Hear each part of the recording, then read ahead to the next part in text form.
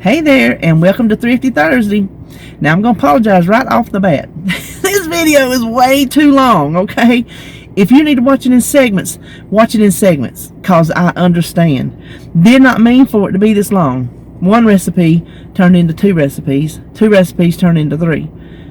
Could have been four had I decided to make some hush puppies, because if you go to the barbecue joint, you know you get hush puppies with your barbecue plate. We didn't go there. Good gosh. No. Anyway, I was going to tell you, my slaw, I used to make that back when me and my first husband got married. Now, when when I met him, he lived in this little 12 by 50 foot trailer, size of a shoebox. We got married in 1985. RJ was born in 86, and it was probably 1988. RJ was 2 before we bought a new one that was, really big for a trailer at that time. It wasn't a double wide or nothing like that. It wasn't Sammy Kershaw, I wasn't no queen of the double wide trailer, nothing like that. I was queen of the single wide that was really long. So we lived, I don't know if y'all remember the dirt road I told you about. Me and RJ would be in the IROC, and we would zoom down, do all our twists and stuff. Okay, so we lived on one side of that dirt road behind one people's house. When we bought the new trailer, we just jumped that dirt road and went behind these other people's house. That's where we were living, in front of the horse pasture and the goat pasture. Then we had the chickens, and I told you the rat story. Okay, now you got a little frame of reference. If you didn't see the rat story, you missed. So he was a big fisherman. He hunted, but he fished most of all. He was living on that lake. On our honeymoon, we went fishing to the beach. That was my honeymoon. Of course, I like to fish too. So it's not like I ain't no girly girl. If y'all have watched anything I do, y'all realize that I am not a girly girl by any stretch of the imagination. So, little side note, when we were gone on our honeymoon, my mama and my mama give us an old-fashioned pounding. I don't know if y'all know what that is. If you're from the South, you know what a pounding is. If you're my age or older, from these parts, you probably know. That's when, like, we were going on our honeymoon, they come in the house and they just pounded us with groceries. So when we got back, our kitchen table and cabinets was full of everything imaginable that you need to set up a pantry, a kitchen, freezer, refrigerator, dry goods, you name it, we had it. So anyway, while we were at the honeymoon, we got us a good old pound, and that was wonderful. So we would have epic fresh fries. We would have the fish fries. We would have epic fish fries, because back then me and him had lots of friends. Today, not so much. Sad but true. Y'all are it. Tag. So we would invite everybody from down the country, because he was from down the country. He was from down in the country. So we would invite all his friends, all our family. We had lots of family, everybody had little kids.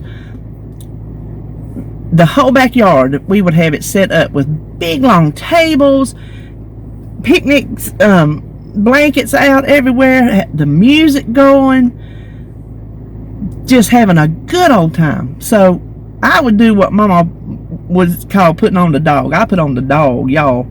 We had several kinds of fish. Whatever we had in the freezer, that's the kind of fish we had. 3/4 of the time it was freshwater, because he fished freshwater a whole lot more than we ever went to the beach. We didn't go on a lot of vacations, because when we met, he was making $6 an hour. Okay, even back then, $6 an hour wasn't nothing. but we survived. We was poor. We didn't have nothing, but we really didn't realize it. I don't know, does that make sense?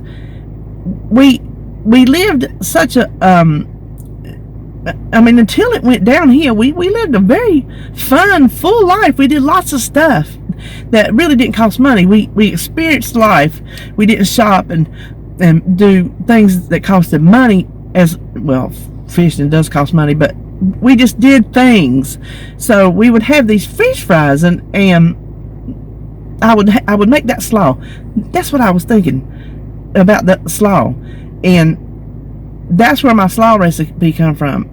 And I call it, I tell you in the video, my barbecue or fish slaw. That's just what I call it, because that's what I'd make it for, the barbecue or the fish. Well, so we'd have the fish. Now, I didn't I didn't fry my own shrimp, unless you count when I bought it and brought it home. It was mine, and then I fried it.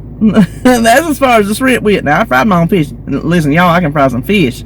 That's one thing we miss, me and David, because I can fry some fish. I can fry anything, because, you know, around these parts, we all about the frying. I love a good fish fry. Ooh, I might have to just give in and do that one day. So, we'd get the devil crabs, you know, the frozen devil crabs. We'd get those. We'd have all the french fries and all the homemade hush puppies and desserts, and you name it, we had it. So, I just thought that was good times.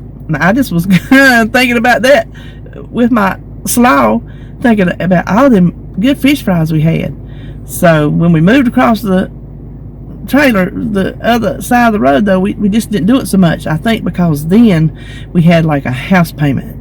Before, we were just paying really cheap rent. Well, by the time we moved over there, he still probably wasn't even making $9 an hour. And back in 80, what I say, maybe 88 or something, that was, I think, decent money back then. It's terrible today, even though some people don't even make that. That's terrible after all them years, 30 some years. But that's another whole story. We won't even talk about that. So anyway, honestly, well, this ain't too long. This adds about 7 minutes onto your 37 minutes is coming up. So if you want to go recipe by recipe, then you do that. So we're making pork butt. I call it Thrifty. I think I say it because you can buy one relatively cheap, whatever size you get. It makes a ton of barbecue once you chop it up. Don't take much to make a sandwich. My plate's got a gob on it. You'll see. It's terrible, but ooh, it was good. So when we can't smoke it, this is how we like to do it. Some people put other spices and stuff on it. You might do it like that, do it different, but you know how many times I tell you, we plain eaters. So it has good flavor, but it's not spicy. So then I'm doing the pork butt, and that's what I decided. Well, I need my slaw. So I made my slaw, and then I'm like, that's why I decided I need my barbecue sauce, because the Sweet Baby Ray's is high in points, and I was knew the pork butt was high in points. So I needed to kind of counteract that. Now, you will see probably 4 dozen different shirts because I did this over several days, because the pork has to, well, I had to thaw it out. That took, like, I had it in the freezer. That took 2 days, a day and a half. Then you rub it. It stays in the refrigerator overnight, and then you bake it all day. And the slaw, you make it, and then it has to sit out overnight. The quickest thing was the barbecue sauce. So anyway, that's enough. I think that's all I need to tell you today. Enjoy it. As usual, I've repeated myself, and I'm sorry, but welcome to Thrifty Thursday, and I'll just talk to you later. Yeah, I'm just going to talk to you later. Okay, now we're going to do an oven roasted pork butt. Normally, the preparation I'm fixing to do to this butt, once it's done, I would give to David. He'd go outside and put it on the smoker. His smoker broke last year. So, if he doesn't feel like smoking, if he doesn't have time, but we still want some barbecue, this is how I do it. We like it. It does not have the smoky flavor of being on the smoker, but we still like it a lot. And as far as being thrifty, pork butts are cheap. You can get them on sale for next to nothing. This one, it was like organic something, and it was only $2 a pound, but my husband found it half price. So that whole 7.5 pound hunk of meat there was $9. Can't pass that up. That's about how much you could probably get one that's not organic, which that's not why he bought it. He bought it because it was on sale, because we don't, worry about things organic or not, we don't specifically seek out that, is what I'm trying to say. So when they do go on sale, you pick you one up, pop it in the freezer until you have time to do it. I've had this one thawing out for 2 days because what I'm going to do to it, it has to sit in the refrigerator all night until we cook it tomorrow. So the first thing, I'm standing here holding my gloves because y'all know I'm getting them ready. So this is our 7.5 pound pork butt. Go anywhere between 3 to 7 is how much this will cover. So let's just set that aside. Now the only ingredients in this recipe, this is one of those things I tell you that a lot of my cooking is more a method than a recipe. Like, okay, here's how I do it, because you really can't call this a recipe. I don't guess, but we just want a half a cup of just table salt. I could have had this measured.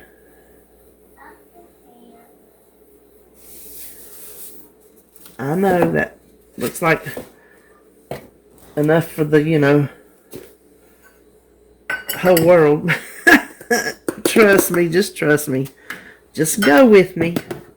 1/3 cup of brown sugar.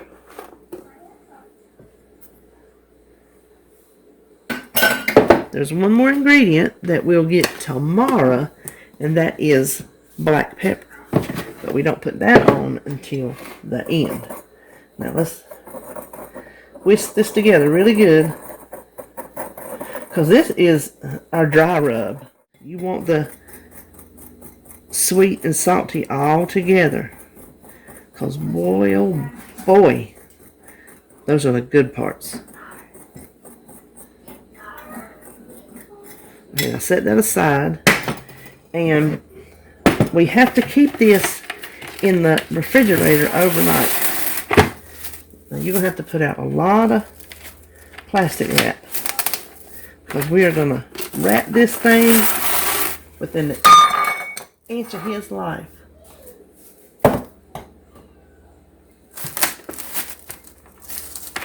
You don't need to watch me do this. I want you to lay out probably like 3 or 4 hunks down here on the bottom. Get it good and thick and, wide enough. I hope I got mine wide enough. Well, I guess I talked and you didn't watch me do it, so there's that. Now it's time to don the gloves. Piggy don't bother me that much, but I could probably get by doing it without my gloves. But I would just prefer, once I get everything rubbed in, to just strip my gloves off and continue on with my wrapping. Okay, the first thing we want to do, now it's been washed and dried, patted dry. I like to wash it because I like to get that residual blood off. I don't like that. I don't like it at all. So take it, put your fat side up. Where's my knife? Now you're going to score not all the way down to the meat, just through the fat. I don't want you to cut through to the meat. I meant to sharpen my knife, but seems like it's doing pretty good. Okay, let me continue doing this and then I'll come back. Okay, if you notice, I've gone back and gone the other way.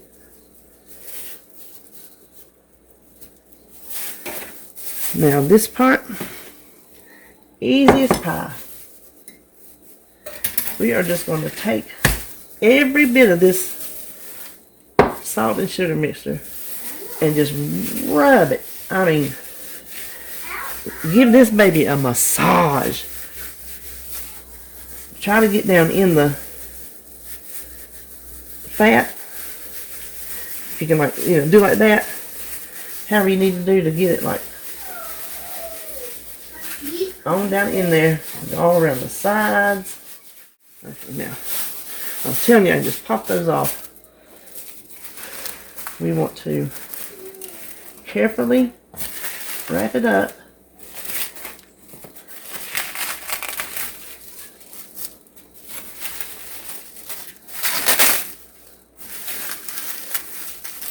Now this is not all we're gonna do.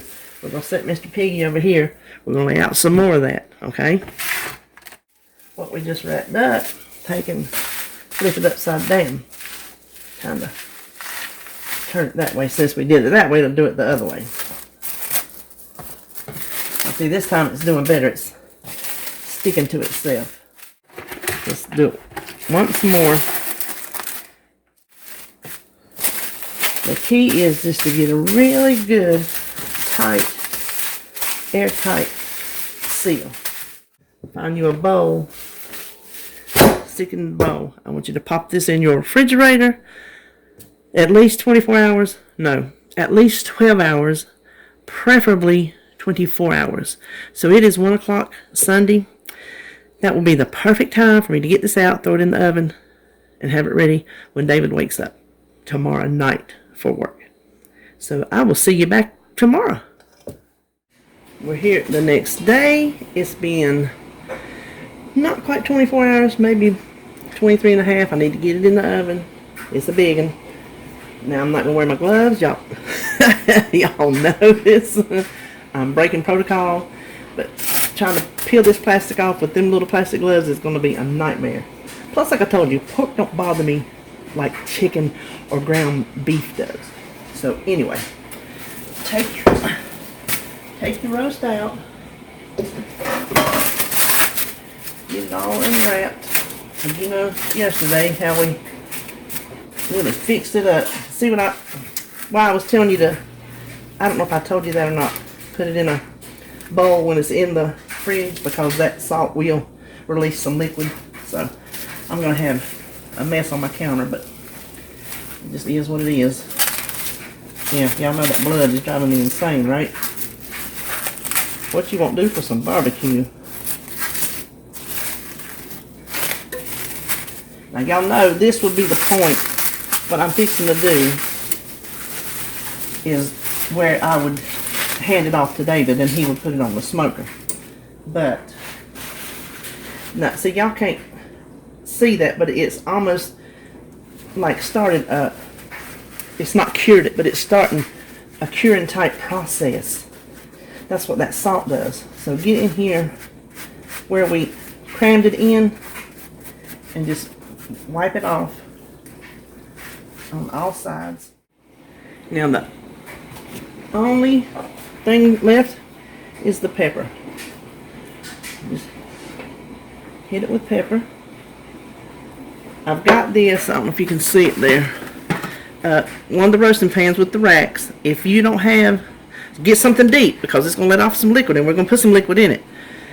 If you don't have a rack, take you some tin foil, twirl it, and then coil it around like a snake, and put you a few of them in there and set the roast up on that. Just keep it up out of its juices. We don't want it stewing, we want it roasting.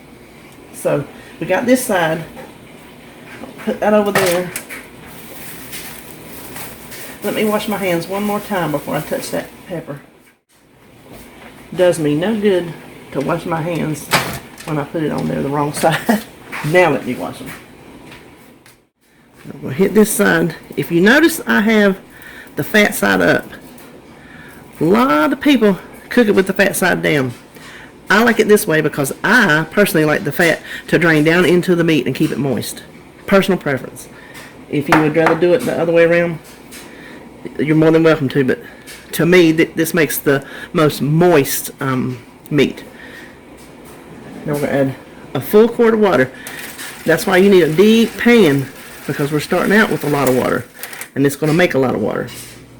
So we're going to pop this in, 325, 45 hours, probably maybe a little more since it's such a big roast.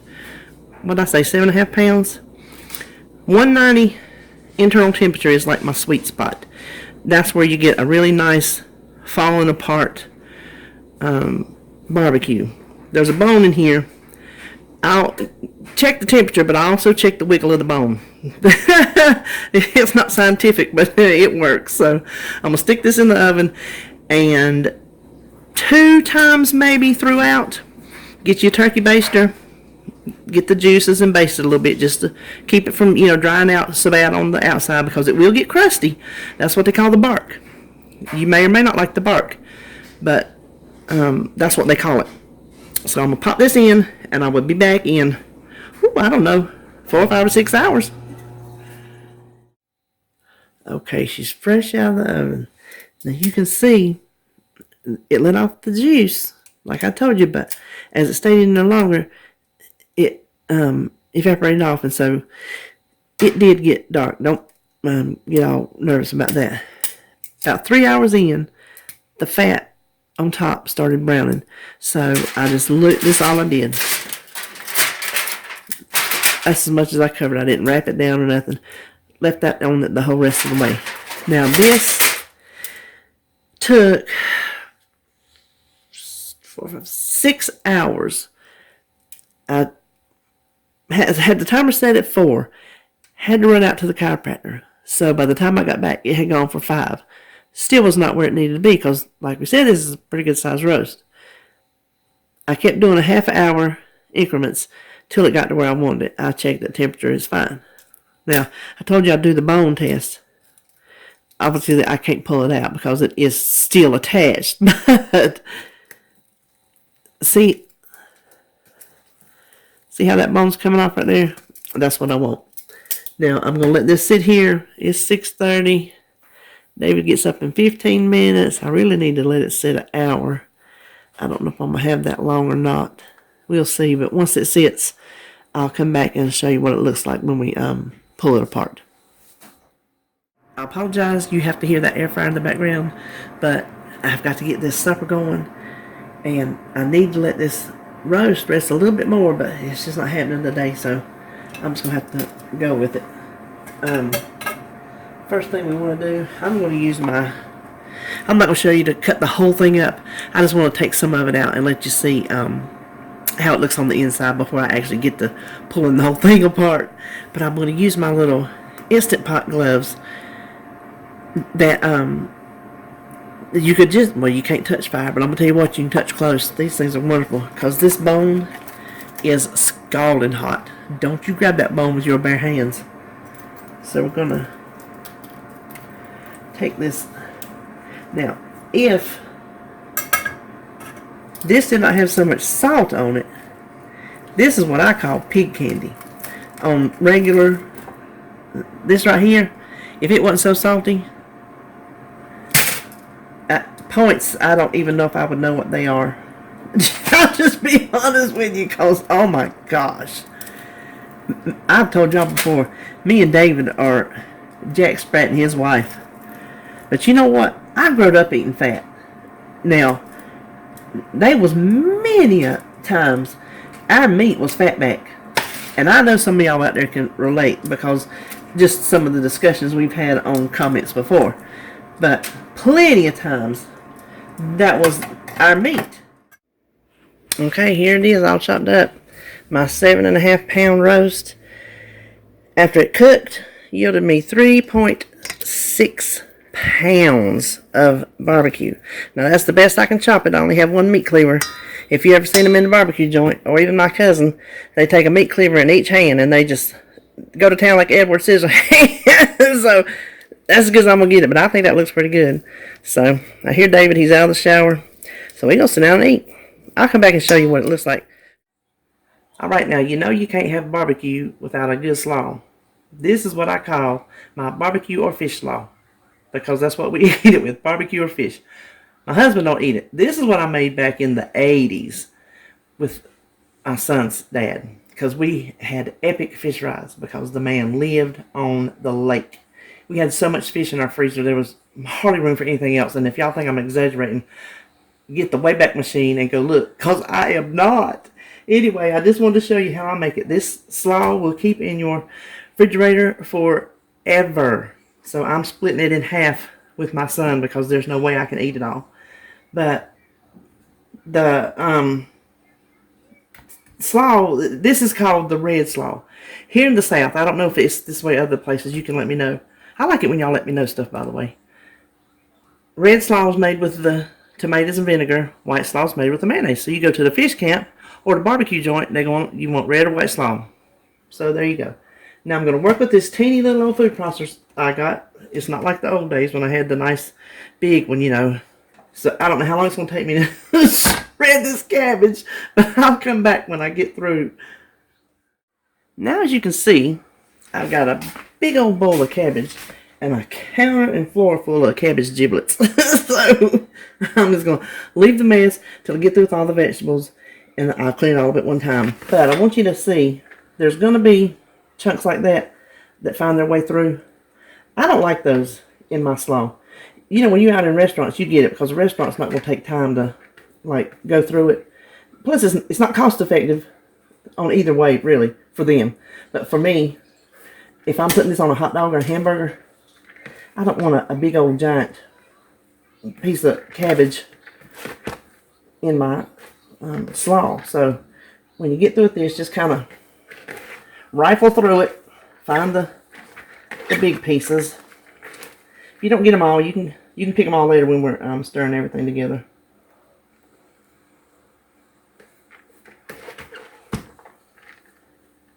Now this was 2 medium heads of cabbage. The next thing is 1 green pepper. Now, green pepper, one is relative, we know, because they come in so many different sizes. This is a big one. I'm not just going to put this in there because I don't like a lot of green pepper in my slaw. You can actually add more if you are a big fan of green pepper. You can add more if you want to. That would totally be up to you. I just like enough for some flavor and really not enough to color it. Does that make sense? So I'm going to run this through and see how much we got, and then I'll determine when I stir it up how much I want to have in there. So hang tight. I was having trouble getting that off of there. If you can see,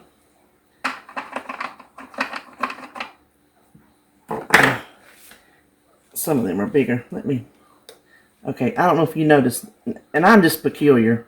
You don't have to be this peculiar, but the ones around the top that did not get processed, they just kind of hang up there at the top by themselves. I'm just kind of taking them off because I really don't want them in my slaw. So I'm just going to put some, and you see I process it real fine.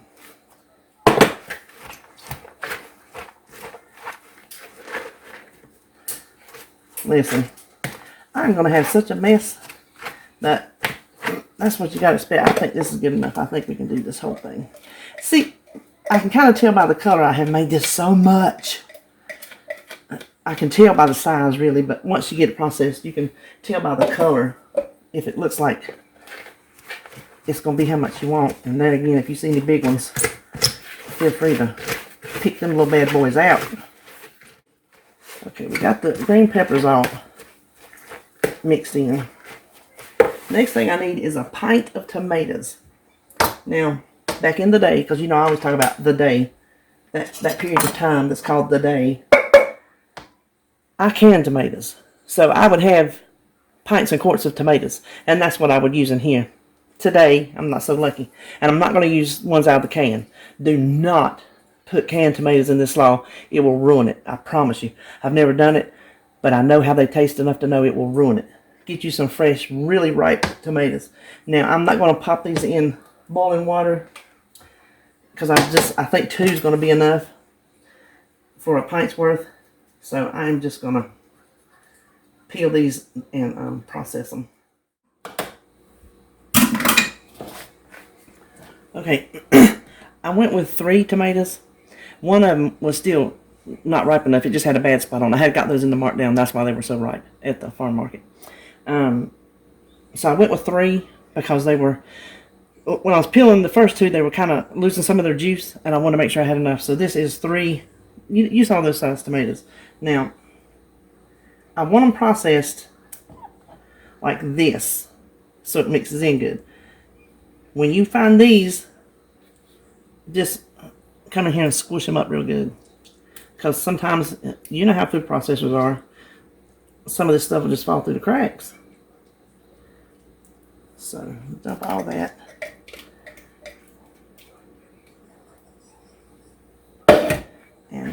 Mix that in. Okay, now we got all the vegetables mixed in. I changed spoons because we're fixing to have something that I'm going to make even more of a mess with if I'm not careful. So, all we need is 1 1/2 teaspoons of salt.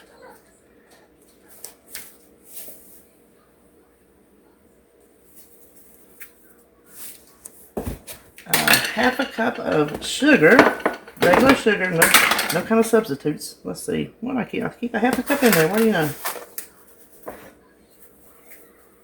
Now, in case you're wondering about the sugar, I don't know how many points this slaw will be because until you get it all chopped up and measured, you don't know because all the vegetables are different sizes. But there is 24 points in a half a cup of sugar, and that's the only thing that has points. So once we finish it up and see how much we have, then we can divide that by 24. And, well, we'll put it in the recipe builder, but you know what I mean. 24 points for the whole thing. And then 1 cup of just plain old vinegar.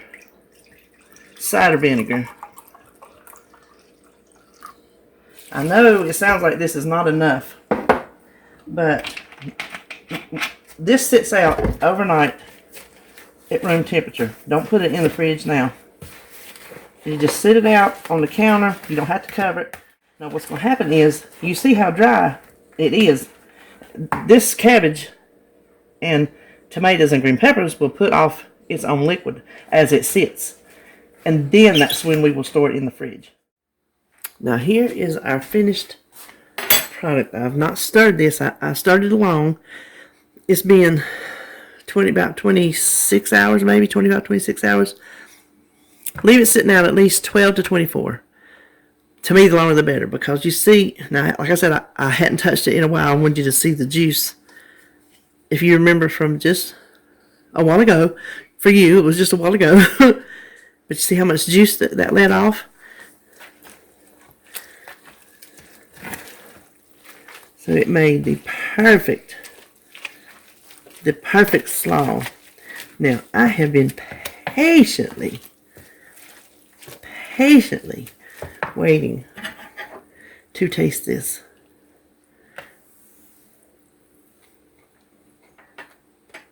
I'm gonna tell you, you'd be hard pressed to find a better slaw at the fish camp. I ain't gonna lie. And it's not overly sweet like I make my mayonnaise slaw. I make my mayonnaise slaw pretty sweet. This is more on the vinegar side. I bought these at the Dollar Tree. I thought these would be the perfect size. One for me and one for my son. I had to go on Monster Patrol, so I don't even know if this edit even makes sense. So I'm just going to tell you, I was just noticing that there are measurements on the side. So it goes from 2, 4, 6, 8 cups. So instead of messing up my measuring bowl, I'm going to measure it in these and then determine our servings and see if these have any points and how many. Here you have the 2 final products. I have 4 cups in this one. I have 5.5 cups in this one. So we got a total of 9.5 cups. Now the recipe builder would not allow me to put in a 3-digit serving size. 1 tablespoon, 152 of them. I doubled that up. I made them 2 tablespoon serving sizes, and I got 76 servings. 2 tablespoons, I should have written it on here, but I already had it on there before I thought of it. Up to 3 tablespoons is 0 points. Now, 3 tablespoons doesn't sound like much, but when you scoop it out, it is way plenty for a hot dog or 2, hamburger, on a barbecue sandwich, on top of your pinto beans, with your fish, all kind of places that you might want some good old red slaw. And this is good old red slaw. I'm just going to be honest with you. I'm just going to be honest with you. So I got my fancy labeling on top so we know when it's made. Even though it lasts forever, we might still want to remember when it was made just in case. So there you have it. There is my barbecue or my fish slaw. And if you make it, let me know if you like it. If you need to, you could cut it in half. just check your measurements. And you've seen how I do it. You see how it's supposed to look, you know. So you can probably get a feel for it. But RJ, he was wanting parts, so I figured I'll just go ahead and make the whole thing. So there you go. I hope you enjoyed it. I figured if I give you barbecue, I could give you barbecue sauce. Now, let me say, this is not really a recipe you're going to be able to duplicate because I came up with it, either late 80s, early 90s, one of those. I was making some damson jam. Damsons are a type of plums. And my mom knew people with trees, of course, because, you know, everything we got, she knew somebody that growed it. Well, that year, it didn't set up. And I had, like, all these jars of this runny jam that I did not want to waste. So I'm like, well, what can I do? I'll make a barbecue sauce. So I came up, just started throwing stuff in a pot. I'm going to tell you, my husband told me at that time, he said, you never need to buy it again. Needless to say, over the years, the damson, well, not over the years, over the very short time, the damson jam ran out. Have not been able to find damsons from anybody else. You know, all the mama's generation died, and so everybody that she knew are dead, and I don't know them, you know. So no damsons for me. Over the years, I have duplicated it the best of my ability. I've tried every kind of jam or jelly you can imagine. So today, I'm trying sugar-free. I haven't tried that yet. But the reason I'm doing it is because I like a little bit of barbecue with my sauce, kind of. And the Sweet Baby Ray's is high in points, which that's fine. Like on the flatbread pizzas we had yesterday, that was fine. It was a high point pizza, but I like the sauce. But the meat is high, so I'm kind of needing to tone down the sauce a little bit. So what I'm going to use the sugar-free blackberry, because blackberries would have more of a tartness to them like the damsons did. But the reason I'm saying this is a 12 3/4 ounce jar, I'm going to use the whole thing, that you would have a hard time duplicating it is because one of my seasonings is a spice I came up with way back in the day. You know that time period. Steak spice to put on steaks. And that's what I'm going to show you what I'm doing. That is what I call it. My steak spice. There again. Stuff I just started throwing together. Come up with a blend that we like. And I use it for different things. Different recipes will have my steak spice as one of the ingredients.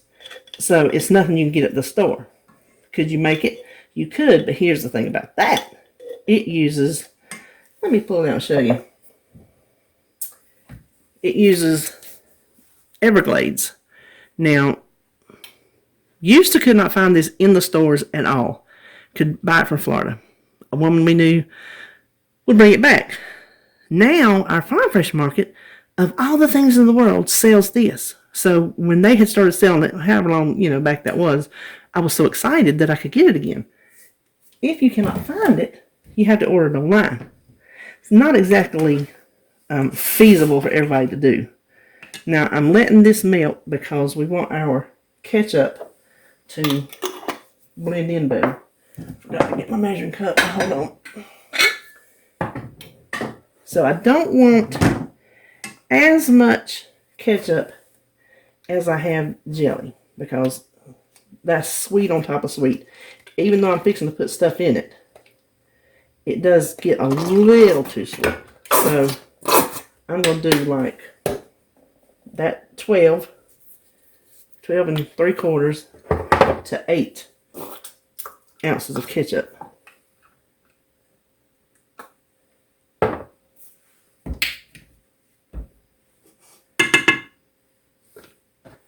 let's whisk it. I'm not going to make you sit here and watch this melt. When this gets melted, we'll come back. You know what? Let that melt because I'm going to start putting this stuff together. We'll just, instead of wasting time, we'll do that.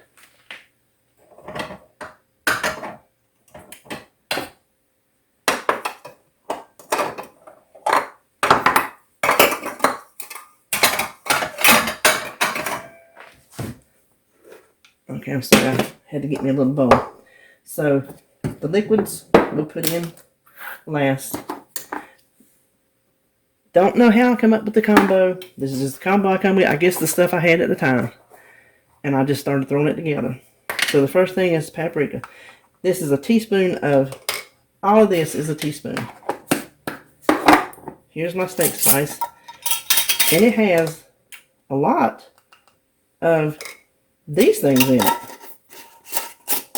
So it's kind of doubling up, but it has that other Everglades, and that has its own little taste. Dry mustard. But I think the main point I was trying to make, and I get the carrying on onion powder, is use this as inspiration, not necessarily garlic powder, to copy what I'm doing. Because, you know, taste buds, chili powder, taste buds are different. But use the idea of picking out a jam or this is just beef bouillon, a jam or a jelly that you like, and ketchup, and add spices that you like. Taste it as you go, and come up with your own barbecue sauce. This, even with ketchup, and it's not sugar-free ketchup because I'm not using sugar-free ketchup. I like ketchup too good. I like ketchup too good. Even with the ketchup, this is, I'm going to have it on the screen because I've already forgot. It's the first tablespoon is 0. I think it's up to 3 tablespoons is 1 point. And then 4 or 4 and 5 is 2 points. Something like that. But it's very reasonable as opposed to my Sweet Baby Ray's. Now, can you see? Yeah, you can see that. Okay, the jelly is all melted. If you don't melt it first, you won't never get it incorporated in that ketchup. If you just try to blend it on its own.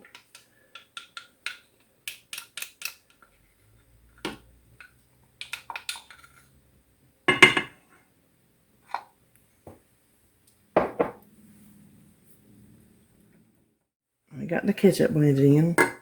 The wet ingredients: 1 tablespoon of Worcestershire sauce,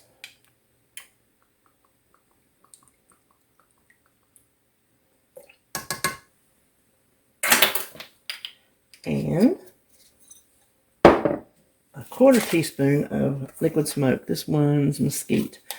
I have mesquite and I have hickory, and it does not matter.